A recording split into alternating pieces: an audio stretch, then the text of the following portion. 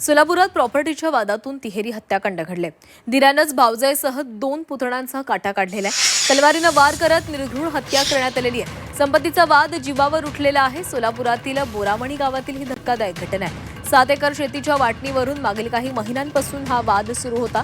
धक्कादायक घटनेनं सोलापूर जिल्हा हादरलेला आहे। संपत्तीच्या वादातून दक्षिण सोलापूर तालुक्यातील बोरामणी गावामध्ये एकाच कुटुंबातील तिघांची हत्या करण्यात आल्याची घटना समोर आलेली आहे। आई, मुलगी आणि मुलाची एकाच वेळी हत्या करण्यात आल्याची माहिती समोर आलेली, त्यामुळे या घटनेनं सोलापूर जिल्ह्यात खळबळ उडाली आहे। संपत्तीच्या वादातून दिरानंच सख्खी भावजे आणि पुतण्या आणि पुतणीची हत्या केल्याचा संशय व्यक्त केला जातो।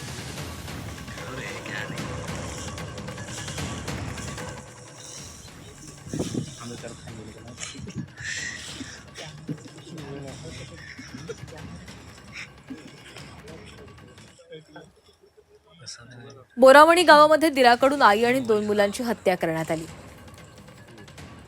प्रॉपर्टीच्या वादातून हत्याकांड झाल्याचं माहिती समोर आली आहे।